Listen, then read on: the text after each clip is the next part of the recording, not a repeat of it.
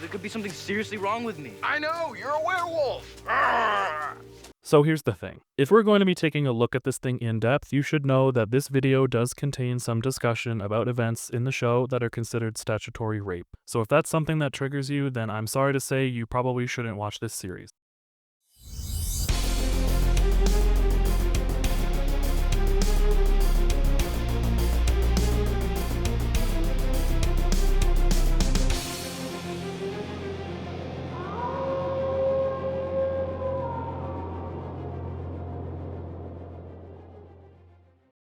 Be sure to check out the Part 0 video where I talk a little about the lead up to the first season and its origin. For all you people who hate the 80s nostalgia, you'll be happy to know that the show Teen Wolf from 2011 has absolutely nothing to do with the movie Teen Wolf from 1985. Pretty much the only thing they have in common is some character names.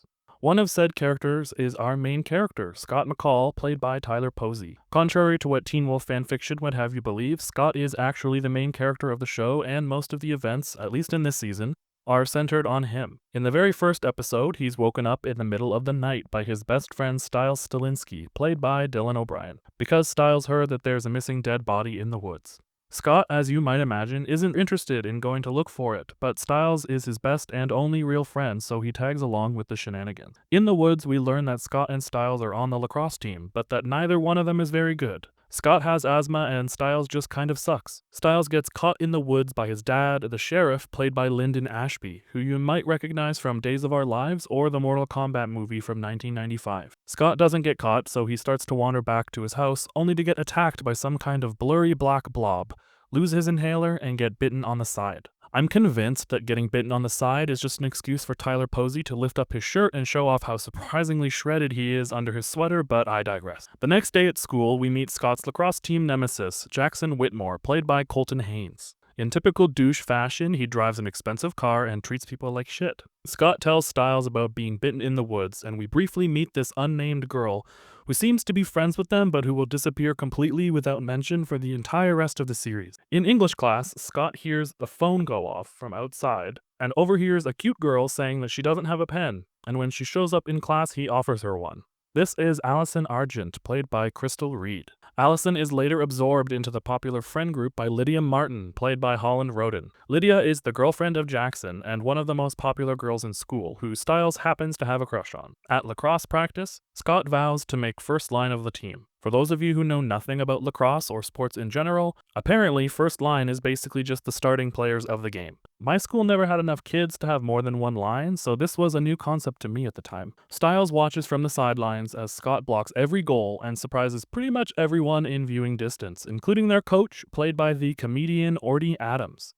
Coach is a fan favorite, and it's mostly because every single line he says is more ridiculous than the one before it. Scott and Stiles go back to the woods to find Scott's inhaler, and they run into Derek Hale standing there menacingly. Derek is played by Tyler Hoechlin and is of an ambiguous age. We'll put a pin in that, but for now we're going to say he's 19. Derek tells Scott and Stiles to get the hell out of the woods and not so gently gives Scott his inhaler back. Later, Scott goes to work at the animal clinic, and the animals start behaving weirdly around him. Okay. Allison shows up at the clinic, panicking because she hit a dog with her car, and Scott helps her bring the animal inside.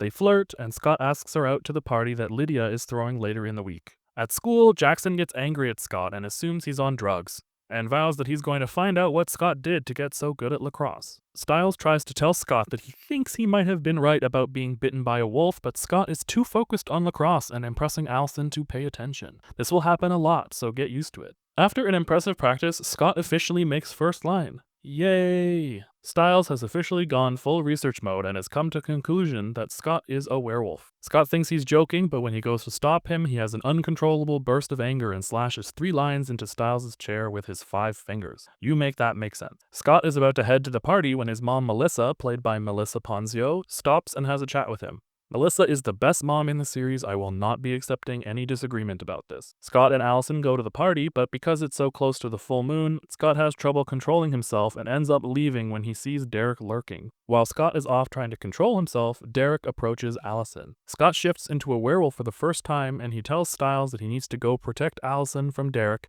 because Stiles saw Derek give her a ride home. Stiles shows up at Allison's house, but he's surprised that she's home fine. It turns out Derek took her jacket and used it to lure Scott into the woods. Before they can confront each other properly, they are attacked by a flying arrow, fired by a hunter named Chris, played by J.R. Bourne, who is just the most piercing blue eyes. It's really hard to look away. Derek helps Scott get away, and he tells Scott that they're brothers now, and that Scott is a werewolf. Scott accuses Derek of turning him into a werewolf, and for some reason, Derek doesn't deny it, even though it is 100% not true. Derek does tell him that he has to be careful because there are hunters who want all of the werewolves dead. Because of course there are. At school the next day, Scott tries to apologize to Allison for ditching her at the party, only to realize that Chris, the hunter who shot him with the crossbow, is Allison's dad. It's a pretty good pilot, and it does a great job setting up all of the important characters and the relationships between them. We've met all 6 of our core cast, some of the parents, and we know right off the bat which characters are werewolves, which ones are human, and which of those humans are hunters. A+ pilot. While we're here, we're gonna take that Derek is 19 pin down for a second, because something you might notice throughout this series is that the show just sort of hates Derek. There's reasons for it, and if I had another 5 hours, I could probably dive into them right now. But what is probably the only important thing to know here is that the show just cannot decide how old they want Derek to be. In the script for this episode, Derek is explicitly stated to be 19. This makes sense since while Scott is the titular teen wolf, Derek would also be a teen wolf, albeit a little older. When they see him in the woods that first time, Stiles mentions that Derek's whole family, quote, Burned to death in a fire like 10 years ago. unquote. This line is almost single-handedly responsible for most of the confusion about Derek's age in season 1, but we'll get back to how much it changes in more detail in the later seasons when it, changes. For now, we're going to work under the assumption that Derek is 19, like it says in the script for this episode. Scott and Stiles are ambiguously 15 or 16 since Stiles is able to drive a car without being accompanied by an adult, which under California law can't be any sooner than his 16th birthday. Though they're pretty lax with the actual requirements for California driver's licenses, since he's also not supposed to be driving past 11 p.m. or with any other minors in the car, so it's possible they want you to believe he's 15. Most of the kids in their grade are between 15 and 16, so we'll rock with that assumption for now.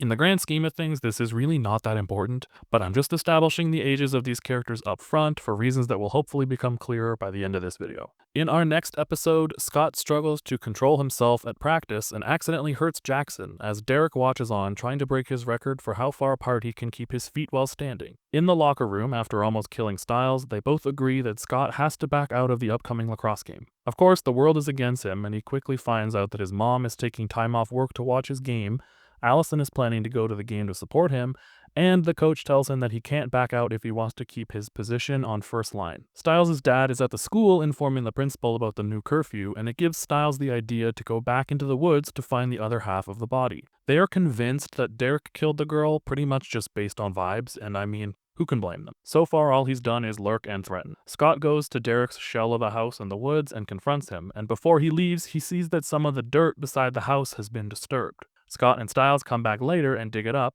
only to find half of a wolf body in the hole. After removing a purple plant from the grave, the body turns back into a human. This is our first introduction to wolfsbane, which is an important plant for the rest of the series since it can do a lot of things to werewolves, but mostly just kills them in a few different and brutal ways. Of course, having half a missing person buried in your property gets you arrested, so Derek is taken away in handcuffs, and Stiles and Scott are happy because this means that their werewolf problem is solved. Stiles tries to convince Scott not to play the lacrosse game anyways, but Scott has like 15 different people to impress, so he plays. He almost murders everyone because he can't control himself, but hearing Allison in the stands helps him regain control. He runs off at the end of the game just like he did earlier, but this time Allison is the one who goes after him. Instead of almost mauling her like you tried to do to Stiles, her presence is able to calm him down. He finally gets the chance to apologize for ditching her, and they kiss.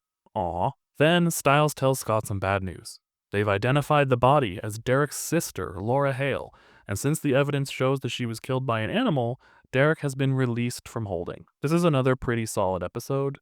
We get some more development on all ends, and it firmly establishes that Allison is the main thing for Scott keeping control over his werewolf self. For some reason, they're still under the impression that Derek is the one who bit Scott, but I suppose they haven't really had a chance to talk at all without Derek getting arrested or threatening to kill one of them. Episode 3 starts with Scott having a nightmare in which he brutally murders Allison on a school bus. When he goes to school the next morning, it turns out that there has been a brutal murder on a school bus. Thankfully, it's just a bus driver, so Allison is fine. Oh, and the guy isn't even dead, so it's completely fine. At lunch, Scott and Stiles are joined by a bunch of popular kids, including Jackson, Lydia, Allison, and Jackson's best friend Danny, played by Keahu Kahuanui. Danny is another example of that classic high schoolers being played by actual models thing that teen shows like to do so much, and it turns out that Keahu literally is a model. Danny is notable because he's an out gay character, which we definitely did not get so casually in 2011 that often. Unfortunately, he is a very minor character. During lunch, Scott ends up agreeing to go bowling on a double date, which is unfortunate because he sucks at bowling. Scott is so freaked out by his nightmare and the subsequent mauled bus driver that he actually goes to Derek for help. Derek offers to teach him how to remember what really happened, but it's not clear what he wants in return. When Scott goes back to the bus that night, he remembers a few more details, like how he was there when the bus driver got mauled, but that he thinks he was trying to help the guy, and that he was mauled by someone else. Of course, he immediately assumes that it was Derek because Derek is the only other werewolf he knows. Derek, meanwhile, approaches the bus driver at the hospital, who recognizes him and apologizes to him before flatlining. Very mysterious. We'll come back to this much later, so remember that for now. Scott goes to the double date, and as expected, he is horrible at bowling. Allison gives him some pointers, and then he uses his new werewolf abilities to be good at bowling. Lydia also demonstrates that she was secretly good this whole time. I wonder what else she's secretly good at. This is obvious foreshadowing. Jackson, of course, is pissed that Scott is good at something else and vows again to expose Scott's secret, whatever it is. After the date, Stiles tells Scott that the bus driver died at the hospital, so Scott goes to confront Derek. Finally, Derek tells Scott that there is another werewolf, an alpha werewolf, which is bigger and stronger than both of them. He says that his sister came back to Beacon Hills, the town where this show takes place, to look for the alpha, and that the alpha is the one who bit Scott. This is another decent episode, but its biggest upside is that we finally get confirmation that Derek is not the serial-killing CGI werewolf monster. This is also probably a good point to mention that for the sake of time, I've been leaving out some specific one-liners or moments from the recap for the time being for a few reasons. Mainly, I don't want this to completely replace the experience of watching the show, and sometimes it's easy to forget what important things happen, so this is really more meant to be a primer than a total summary of every little thing that happens in each episode. I promise that as much as I harp on about the show and some of the details that I wish were different, this is still my favorite show of all time, and I often recommend people to watch it if you think you'd like it even a little bit. Anyways, moving on. Episode 4 starts off with a woman in a car. This is Kate, played by Jill Wagner, who you might know if you ever watched that show Wipeout back in the day. As she's driving, something jumps on top of her car, and she gets out and shoots at it with a sawed-off shotgun. The creature, presumably the alpha, runs away, and she gets out a different gun from her backseat that looks a little bit more like a rifle. Because Derek is always in the wrong place at the wrong time, he happens to be tracking the alpha at this point. And as he's chasing it, he runs right past Kate, who shoots him. Allison's dad leaves their house, telling Allison that he's gone to pick Kate up because of a flat tire, and we learn that Kate is Allison's aunt, another Argent, and therefore another werewolf hunter. She tells him that she shot one of the werewolves with a special bullet and that he'll be dead in 48 hours. Derek, 48 hours from death, shows up at the high school looking like he's already died. He runs into Jackson and claws his neck a little too deep by accident while looking for Scott. Jackson, of course, assumes Derek is Scott's drug dealer. When they run into Derek, Stiles and Scott load him up into Stiles' Jeep, and Scott is sent on a mission to retrieve one of the bullets. Of course, Scott gets sidetracked, and while making out with Allison, Scott learns that she's quite talented at archery. Kate invites Scott to stay for dinner, clearly against Mr. Argent's wishes. Later, Scott finds the bullets in Kate's room, but before he can leave, he gets roped into staying for dessert. Eventually, he manages to get away and bring the bullet to Derek at the animal clinic. In one of the grosser moments from the first few seasons, Derek takes the wolfsbane-infused gunpowder from the bullet, lights it on fire, and then shoves it into his open arm wound. Stiles, just like me, is visibly disgusted, but it works and the wound begins to heal. Scott gets mad at Derek, saying that the Argents are nicer to him than Derek is, so Derek takes him to the Beacon Hills long-term care facility at the hospital and tells him about the fire that killed his family. According to Derek, 6 years ago, while he and his sister Laura were at school, his family was trapped inside his house and burned alive, with his uncle Peter being the only known survivor. Peter is now at the long-term care facility, essentially comatose and covered head to toe in burns. Derek says he knows it was the Argents, since they were the only ones that knew the Hales were werewolves, and he tells Scott that the hunters are supposed to follow a code. They only kill adults, and only with proof. However, the hunters who killed his family clearly did not follow the code, since there were children, humans, and innocents in the fire. Meanwhile, Allison is becoming more suspicious of her family. Her dad told her that Kate had a flat tire, but Kate said she needed a jump start, and then Allison found broken glass around their car window. Okay, with the exception of one episode coming later, I think this is the best episode of season 1. It's got so much good information in it and some of the more tense moments, plus it introduces one of the most fun to hate characters, which is Kate. This is also where we get the official timeline of the hailfire instead of the quote, like 10 years ago, unquote, that Stiles says in the pilot. Derek confirmed the fire was 6 years before the current timeline. This means the characters like Scott and Stiles would have been about 10, while Derek would have been about 13. In the next episode, Jackson and Lydia are at the video rental store, which still existed back then, when the Alpha shows up and kills the store employee, sees Derek's claw marks on Jackson's neck, and jumps through the front window, traumatizing Lydia. Derek and Scott stand on the roof looking down at the crime scene, and Derek tells Scott that he needs his help to find and kill the Alpha. But first, Scott needs to properly control his werewolf side. At school, Allison tries to hide that it's her birthday since she's a year older than everyone else and is turning 17. No, Scott tries to cheer her up by skipping school and going out into the woods for a walk. Stiles asks Danny a bunch of questions about Jackson, but Danny says Jackson hasn't told him anything about what happened at the video store. At Derek's half-standing house in the woods, Kate shows up and catches Derek. She tells him the hunters did not kill his sister, which he doesn't believe, but it's clear from their conversation they have some sort of history.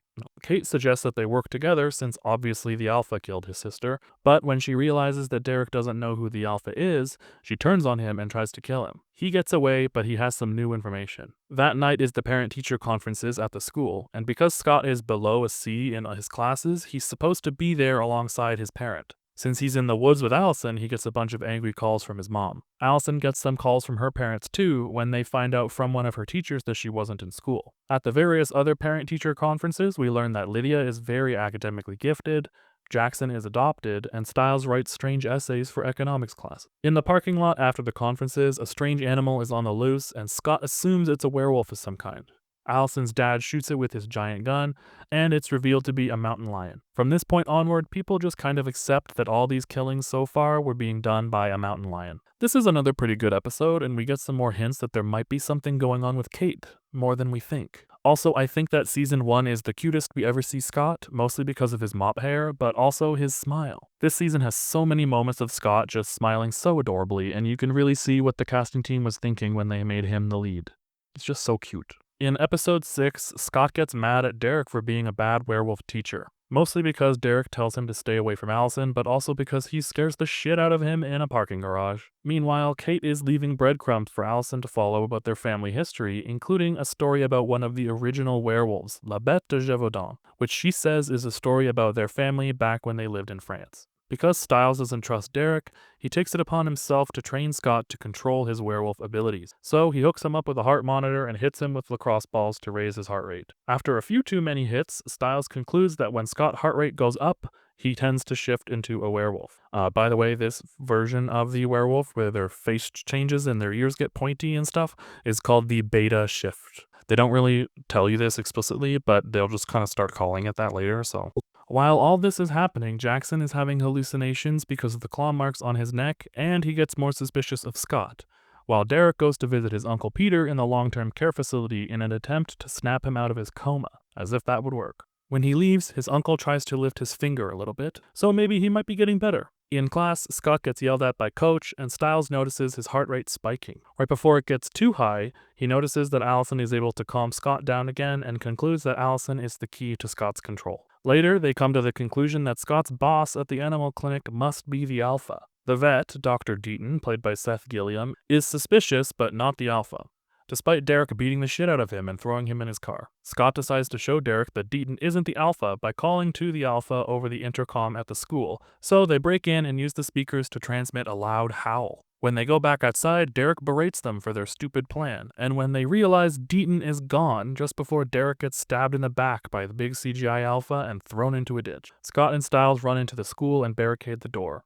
This episode is the beginning of what I'll call our Derek counter, so I mentioned earlier that this show really hates Derek. And as we go through this recap throughout the seasons, we're going to keep track of all the times that Derek dies. Finger quotes on dies. There are so many times that they want you to believe Derek is dead, or that Derek loses a fight to seemingly fatal consequences, and it's mostly just because they didn't want Derek to look cooler than Scott since he's not the main character. For now, whenever Derek dies, we'll just do a little ding and we'll add one to the counter. Remember that aforementioned best episode of the season? Yeah, that's this one, episode 7. Scott and Styles are inside the school after dark, and the Alpha has skewered Derek like a kebab. Styles is now convinced that Deaton is the Alpha since he disappeared from the backseat of Derek's car. While hiding, they find out that Styles' Jeep has been wrecked, so they have no way of getting away to help. Then, when they're hiding, they get told off by a janitor who is quickly killed by the Alpha. Allison gets a text from Scott to meet her at the high school, so she and Lydia and Jackson show up. They see the door propped open, and they go inside. Scott hears Allison's phone and realizes they must have come to the school,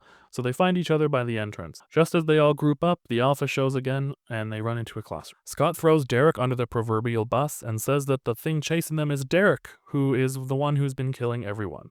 This isn't a horrible plan since they think Derek is dead, but as we'll see later, this doesn't exactly work out. They make a plan to get away, including making a Molotov cocktail with the materials in the science classroom, and Scott decides on his own to go get the keys off the janitor. When he leaves, he locks the rest of them inside the classroom and runs off. He finds the keys, but runs into the Alpha, who fights him in the gym. Of course, Scott loses, but he's surprised because the Alpha doesn't kill him. Instead, it howls in his face and forces him to shift into his beta shift. Scott makes his way back to the classroom, still shifted, but is able to turn back into a human before everyone escapes the school. Thankfully, the sheriff has shown up, and everyone is okay. Everyone is alive. Allison breaks up with Scott because he was lying so much, and Scott tells Styles that they only survived because the Alpha wanted Scott to be the one to kill his friend. This whole season of the show has elements of horror movies and suspense, but this episode is honestly a standout among all of them. It's crazy to say considering the quality of some of the other episodes in the series, but this is probably one of my top 3 episodes of the show. It's just so good.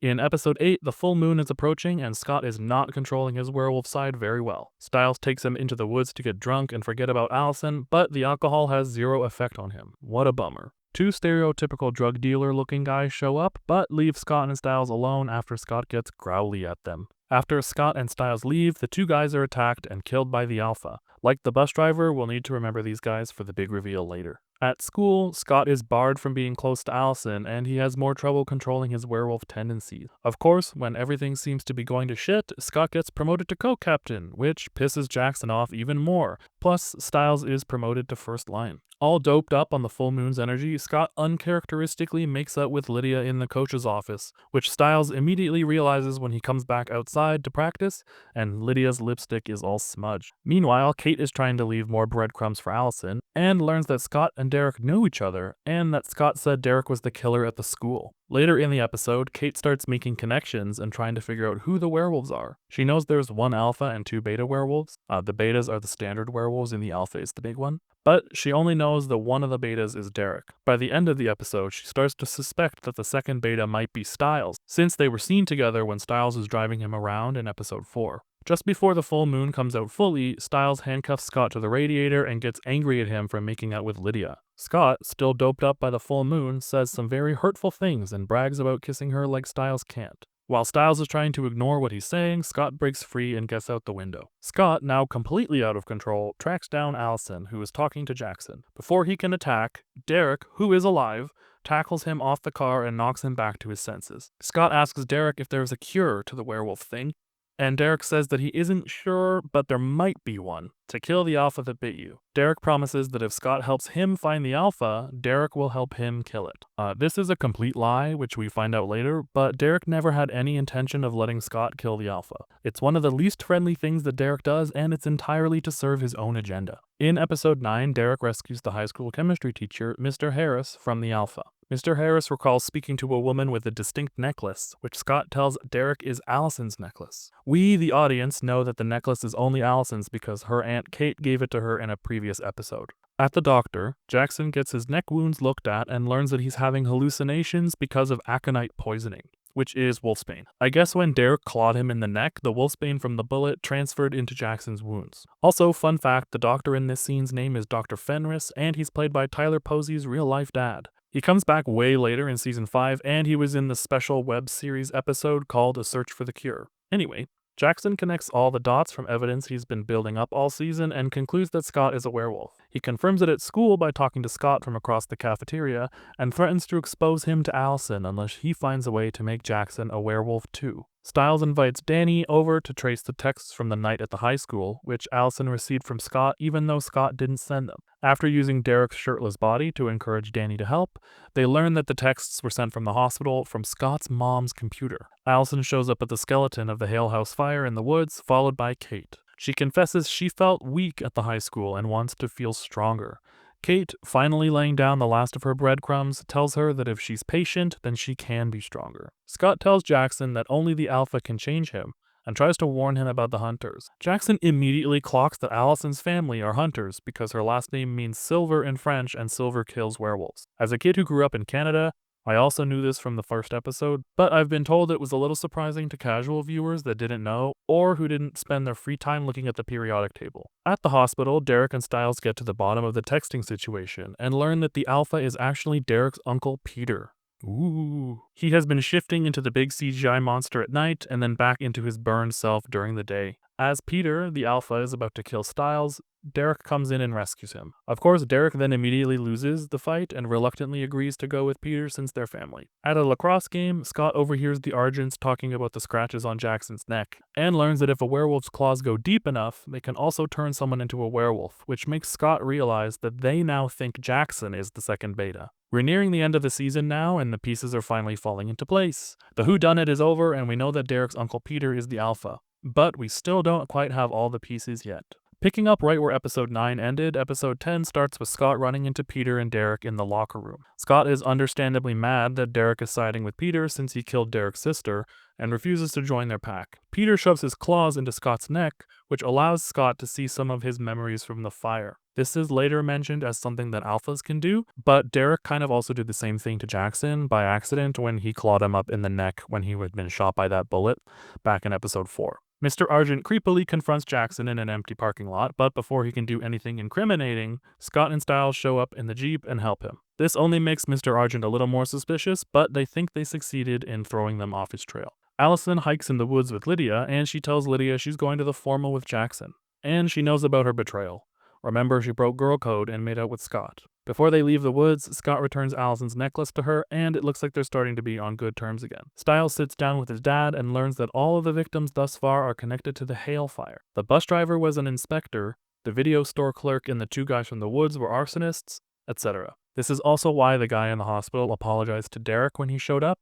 He was apologizing for his involvement in the fire, not for anything that might have been happening in that exact moment. It's one of those red herring trying to throw you off things where they wanted you to think Derek was the one who attacked him in the school bus, but anyways. Scott gets a call from school telling him he's almost failing one of his classes, but he gets distracted because Peter shows up to take his mom on a date. He and Stiles follow behind them and sabotage the date, trying to stop Peter from threatening Scott's mom. Derek confronts Jackson in the locker room and says that he can give Jackson what he wants. They go to the decrepit Hale house in the woods, and Jackson comments that he's seen the house before. This is presumably from the hallucinations and memories that were transferred from Derek sticking his claws in Jackson's neck. But it stops Derek just long enough for Jackson to realize that Derek didn't take him here to give him the werewolf bite. He took him here to kill him. Scott shows up just in time to stop Derek, but before they can really fight, the house is shot up with bullets. Scott gets multiple gunshot wounds to the chest, and Derek barely helps him escape before they're both blinded with a flashbang. Scott wakes up at the animal clinic with his boss, Dr. Deaton, tending to his wounds. Since Scott has been MIA, he hasn't had time to answer Allison's texts, so her Aunt Kate takes her to an underground tunnel in the woods where she shows Allison that werewolves are real. Of course, the wolf she has captured is Derek, and he's locked up to a metal grate. Side note, the lighting in this scene is insane, and the music that's playing definitely helps to make the whole mood. One of the best scenes in the first season, for sure. The next episode starts back up with Allison learning about werewolves, and she finally sees some more of her aunt's bad side. Peter shows up at the animal clinic and tries to take Scott, but he's unable to get past the wooden gate because it's made of a special wood called mountain ash. This is explained a little more in Season 2, but if you form an unbroken barrier of mountain ash, then most supernatural creatures are unable to cross the line. At school, Scott finds out he's not allowed to go to the formal because he's failing his classes, which, of course, but he decides he's going to go anyway. He wants to go with Allison to protect her, but she's already going with Jackson, so he decides to go alone. Allison uses the last of her guilt trip on Lydia to make her go to the dance with Styles. Back in the dungeon, Kate is torturing Derek by talking to him, and also with electricity. Finally, we get the final piece of the puzzle, and we learn that Kate and Derek had a history where they used to be lovers. I put the word lovers in air quotes because it's pretty unambiguously statutory rape, but we'll go more into that at the end of the episode. In this conversation, we learn that Kate seduced Derek to get information about his family, which she used to track them down and burn them to death. Kate realizes that history is repeating itself and that the second beta is actually Scott, not Jackson. Scott sneaks into the dance and is almost busted by Coach, but he's able to escape getting kicked out by dancing with Danny. Styles is barely able to crack Lydia's hard exterior and convinces her to dance, but she leaves pretty soon after when she can't see Jackson anymore. She goes out onto the lacrosse field looking for him and gets attacked by Peter, who nearly murders her and bites her on the side before Styles convinces him to let her live in exchange for his help finding Derek. A lot going on. Scott finally reconnects with Allison, but before they can go off and make out in a dark corner, Allison's dad shows up and nearly runs Scott over with his car. While jumping to protect himself, he accidentally reveals to Allison that he's a werewolf. Oh boy. There's a lot to cover in this episode, and most of it has to do with the whole Kate and Derek backstory. In perhaps the most messed up and glossed over event of the series, it's revealed that Derek and Kate used to have a sexual history before she burned his family alive. If you recall, Derek is explicitly stated in the pilot script to be 19, and later we get confirmation that the fire was 6 years before the event of the show, which makes Derek at most 13 years old when he had his sexual encounter with Kate. What's worse, Kate is explicitly stated to have been old enough to convincingly pass as a substitute teacher when this happened, which I would estimate puts her at a minimum age of 22 at the time. This is entirely glossed over the entire season, and even when they fuck around with Derek's age, it doesn't make it much better in later seasons either. What I think happened here is the show was perfectly happy to make Kate into the worst person possible, and then it turned out that Jill Wagner was a really nice lady, and her character had such a contagious energy. They wanted to keep her around, but they didn't want to have to deal with the criminal baggage that she had. It's one thing to be raised as a werewolf hunter and using that as an excuse for mass murder, but when it crosses the line into actual predator behavior and straight up statutory rape, I think that's where you would lose the audience. They can't defend the fun character anymore when she's the actual worst person on the show. So they start fiddling with Derek's age later when they decide that they want to keep Kate around as like an actually interesting character and not just as this super evil presence in season 1, like she shows up. We'll jump into this a little more in a later discussion on some of the show's ships, but the solution to this issue, which is to age Derek up, happens to be the same solution to maybe solving their whole Derek problem. As a result, we get the glossiest of passes over the implications of the Teen Wolf timeline and spend the rest of the series trying to retcon it into not being as bad as it is. In the final episode of the season, we start off with Allison being comforted by her dad after seeing Scott as a werewolf. Remember, she just found out that werewolves exist from her predator aunt, and she has so far only been told that they're unconditionally evil, bloodthirsty monsters. Of course, she's distraught that her high school lover is one. Styles, having been taken by Peter, uses Scott's laptop to trace Scott's phone, which he realizes Derek took before being captured. As long as it still has battery, they'll be able to trace it to Derek's location. When they find it, Peter immediately recognizes the location as being the root cellar underneath the Hale House mansion. Styles is offered the bite by Peter, but ultimately declines. I'm sure if Jackson ever found out about this, he would be so pissed. Lydia is rushed to the hospital, carried by Jackson, who tells Styles' dad that Styles was the one who took her to the dance. Since he's absent, it leads some questions about what actually happened to her. Of course, Styles immediately shows up at the hospital and runs into Allison's dad, who has a rough conversation with Styles about what happened. Styles uses his new knowledge of Allison's predator aunt to threaten Mr. Argent, and he realizes exactly what happened. His sister broke the code years ago, and the events of this season are all a result of her past actions. Before Peter can get to Derek, Scott arrives and helps him break free. Just as they get outside, Derek is immediately shot in one of my favorite camera pans of all time, and Kate tells Allison that it's time to kill all of the werewolves. Allison, as a new-ish hunter, doesn't want to kill her boyfriend, so Kate is about to shoot him herself when Mr. Argent shows up and stops her. Mr. Argent reveals out loud that he knows Kate orchestrated the Hale fire, killing all the children, humans, and innocents in the fire along with the werewolves. Now that it's been said out loud, and she admits to doing it, the Alpha shows up and drags her into the house. Allison runs into the remains of the house after her aunt. Peter threatens to kill Allison if she doesn't apologize for killing his entire family, so she says she's sorry. Clearly this wasn't sincere enough, so he rips her throat out anyways, and then goes to attack Allison. Derek returns from the dead once more and helps Scott protect Allison.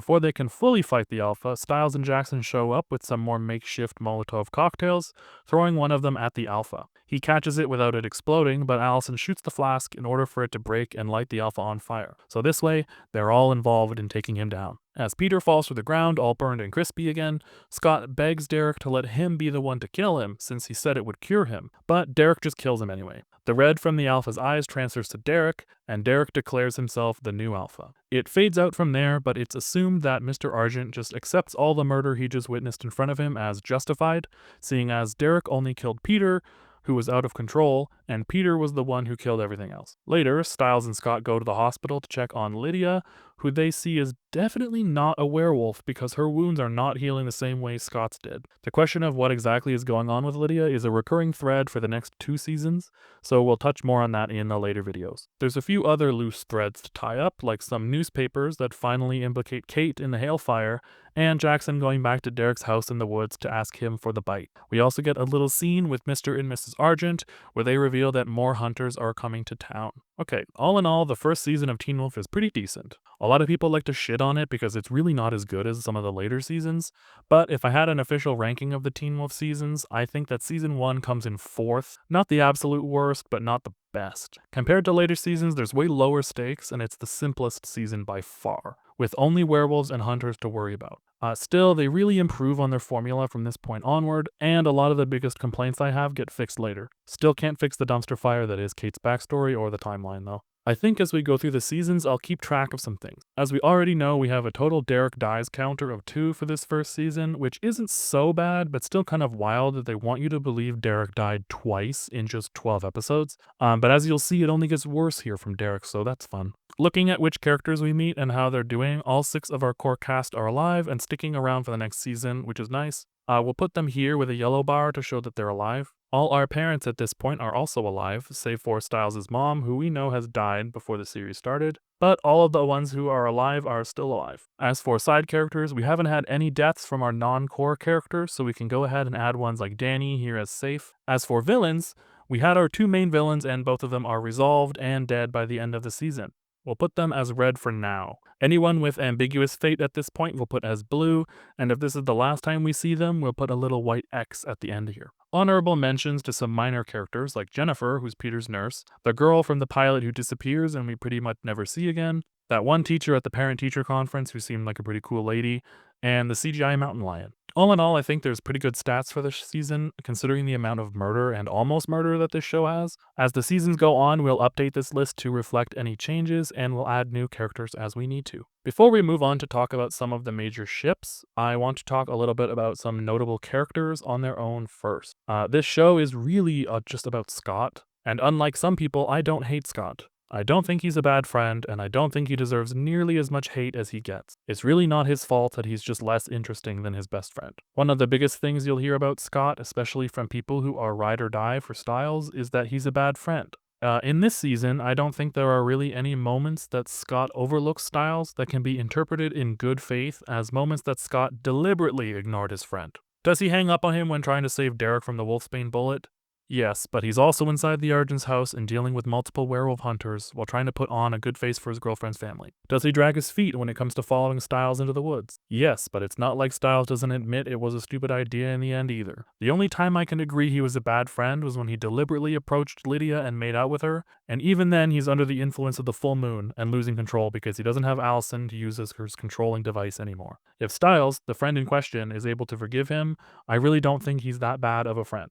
While on the topic of Styles, yes, we can all agree that Styles is one of the best parts of the show. Many would argue he is the single best part of the show, and in this season I would probably agree. For a long time he was even my favorite character. I think when it comes to Styles, it's funny because it's like the show had absolutely no idea what people were actually interested in. For some reason, they tried to play Styles off as a guy with few friends that nobody would ever find attractive, and yet Dylan O'Brien is consistently one of the funniest and heartthrobbiest men on the show, and he doesn't even need to take his shirt off to do it. Dylan O'Brien once said in an interview, "I don't think I was ever shirtless because there was no interest in me to be shirtless." And I know for a fact that is absolutely incorrect, because no matter where you went, the fandom was absolutely thirsting for him at every turn. Sure, they think Scott or Jackson or Derek are hot, but everyone wanted Styles. One of the less notable characters in season 1 that gets a huge bump to their storyline later is Lydia. If you have never seen the show and you were just listening to this recap, you might have forgotten sometimes that Lydia existed. In all honesty, a lot of her moments are just not that essential to the plot in the first season. Of the core 6, she's easily the most underutilized, and as the show goes on, she does grow to be one of the more interesting characters, so that's fun. I also mentioned a little bit ago that Styles used to be my favorite character. Who could have possibly taken that slot? If you've been looking at the screen and not just listening, you might have already figured it out, but my favorite character in Teen Wolf is Derek. I've always been a fan of Tyler Hoechlin ever since I saw him on Seventh Heaven,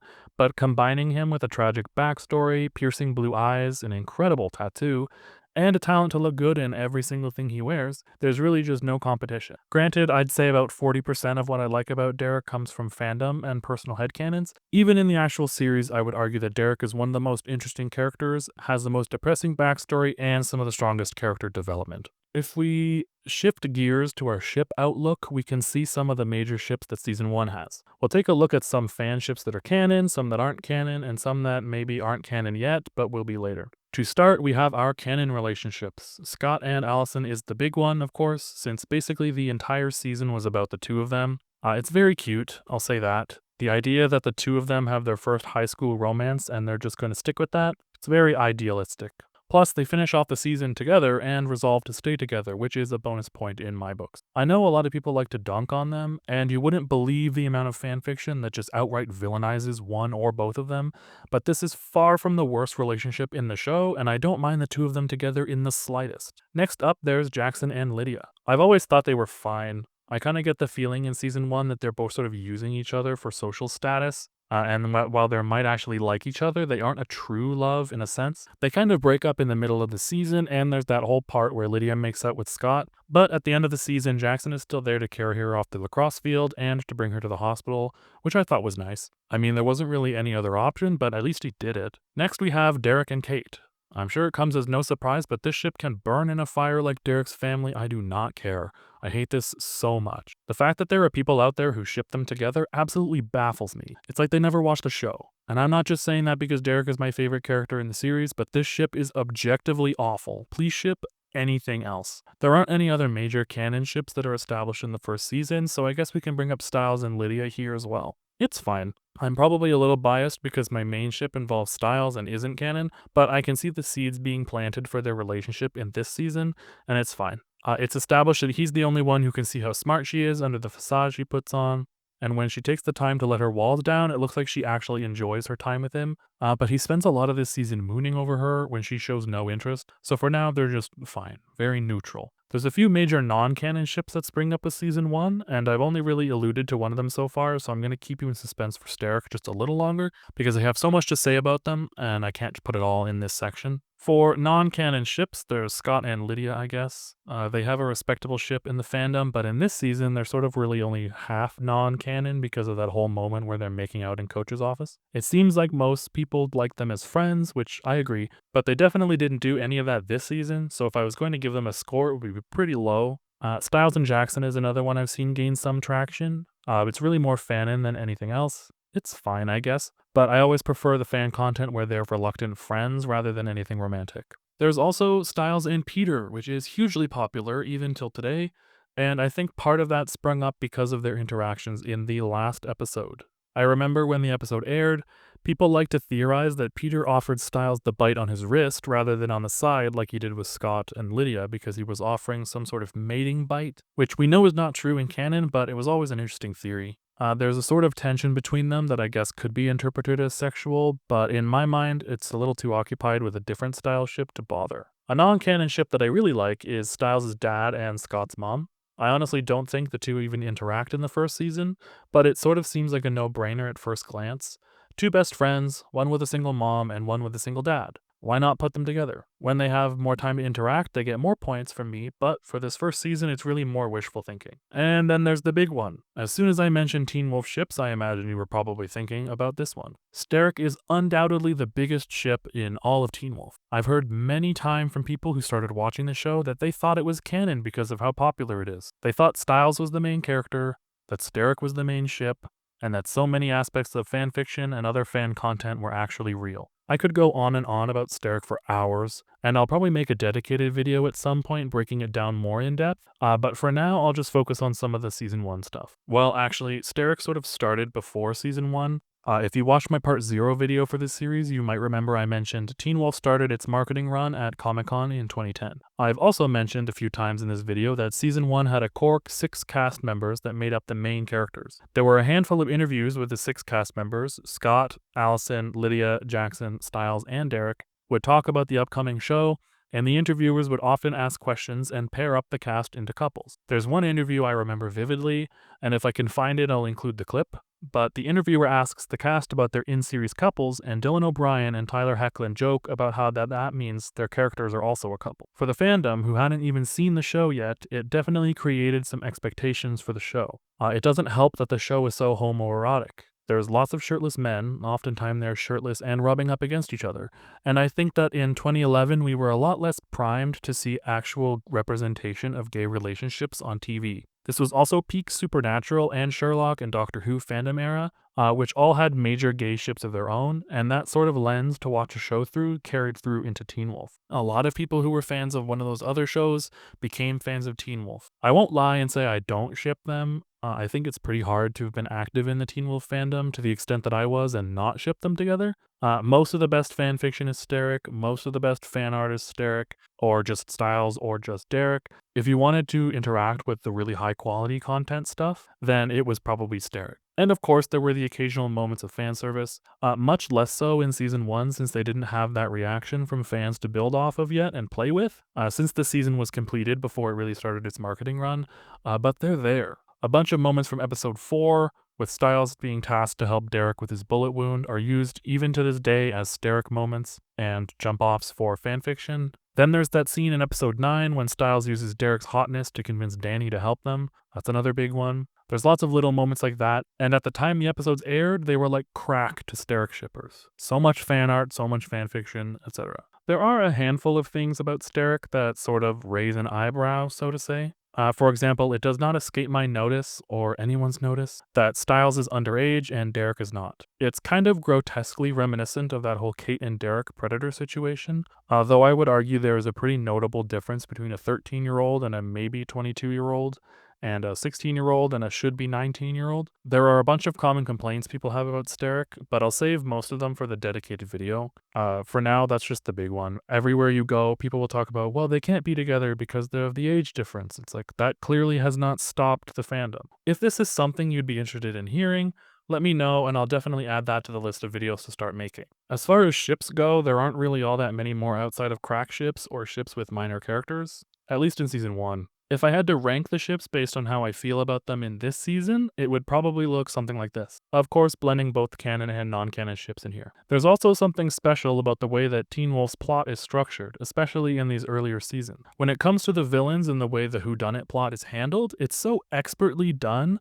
that it carries the show on its back at times. Even if you don't like the team romance or the god-awful CGI, or the way that Scott runs on all fours sometimes, you can get drawn in by the mystery and the way the plot unravels around its two villains. Teen Wolf tends to have two villains or two groups of villains that exist at the same time, because of course these characters can't catch a break. In this season, we have the Alpha, who basically represents the werewolf side of the problem, and Kate, who represents the hunter side of the problem. They both cause problems for Scott, but they're distinct. Then, as the season goes on, you find out just how much the two villains are connected. Kate is responsible for the Hailfire, which is the entire reason that Peter is killing people, and the reason he turns Scott in the first place. And Peter killing people is the reason that Kate returns to town and for the increased hunter presence. Then, at the end of the season, they come together. In this season, Kate and Peter show up at the Hale House together, and Peter ultimately takes Kate out of the picture. Something I miss in later seasons too is that the plots of these episodes are so independent. There's a clear issue, the solution, and the main plot gets built in the meantime. In episode 4, for example, Derek is shot with a bullet and they need to help him. That's it. In the meantime, we get more information about the Argents and how Wolfsbane works against the werewolves. In episode 7, they are trapped in the school, and they need to get the keys from the janitor to escape. That's it. In the meantime, we learn about how alphas can compel their betas, and by the end of each episode, our minor problem has been solved, and we're closer to figuring out exactly what's going on in the grand scheme. In later seasons, it can take multiple episodes before we get any resolution or any answers, and it can get a little frustrating. But in this season, the simplicity is nice. I think that's the best way I can describe this season, is just simple. It's not complicated with 15 different monsters or 30 different characters with different motivations. It's just a simple, star-crossed love story between a werewolf and a hunter. It's the perfect jumping off point for expanding a universe, but it's not so complicated that they lose the audience right away. And it's not the kind of show that would survive the current TV atmosphere, I think. It's meant to have the breaks between weekly episodes for fans to theorize and come up with all the different things that could be going on. Some of the best memories I have with the show are just my friends and I looking at details from the episode and trying to see if we can figure out what was going on before it was revealed. We'd often guess it, it's not like these shows are rocket science, but we'd move on to other possibilities so much that by the time the episode came out, we would have moved on from it or forgotten completely. And there are a handful of theories that were later confirmed to be outright plot points that were just dropped, or sometimes incorporated into the show later. Some of them less confirmed than others, but they're still there. Most of them aren't relevant just to season 1, so I'll save them for their respective seasons, but a big one we can bring up for now has to do with the color of a werewolf's eyes. From the very beginning, Scott's eyes are yellow, while Derek's are blue. We know from the show that the werewolves with red eyes are alphas, but it's not explained in season 1 why Scott and Derek have different color eyes when they're both betas. The prevailing theory is that people who are born werewolves have blue eyes, while those who are bitten have yellow eyes. As far as I'm concerned, and according to alleged leaks from people who worked on the show, this is true. It's funny because I'm not sure when in the process they decided that Derek would have blue eyes, but in the marketing material from the first season DVD at the time, Derek's eyes are actually still yellow. They went back and corrected this in later prints of the DVD by changing the cover completely, but on the actual discs his eyes are still yellow. I own a copy of the original DVD run, and it's one of my favorite little tidbits to show people when we watch through the show together. But yes, they do give a different explanation later on, but allegedly the original intention was for blue to represent born werewolves and yellow bitten. You'll probably notice as we go through the series that they tend to do this, whether it's because an actor leaves and they need to rewrite and reassign the plot to someone else, or because they're trying to get people to stop shipping Derek. They often go back and retcon explanations that would have been completely fine. The age thing is a perfect example of this. I'll go more in depth on the eye color and why I think they changed their mind in the season 2 video, but thankfully season 1 was written and filmed all in one go and before the fans had any concrete information about the series, so very little is changed from the original script and ideas to the final product. God, I wish I could sit down with Jeff Davis and pick his brain about so many aspects of this series. If they ever decide to go ahead and make another movie, I'll throw my hat in the ring just to be one of the writers. I've got a degree in creative writing. I've written film and TV scripts. I promise I have the credentials. Just give me a chance. If you liked this video, be sure to like, subscribe, share with a friend, and maybe consider hitting the notification bell so you'll be the first one to know when the video for season 2 drops. And if there's anything from this video you think I should dig deeper on in its own little video, let me know in the comments. These take a long time to make, so I might have some time in between the season videos to throw up some smaller explanations in the middle. I know I'd be happy to talk about Teen Wolf literally every day, so just let me know and I'd be happy to discuss. Until next time.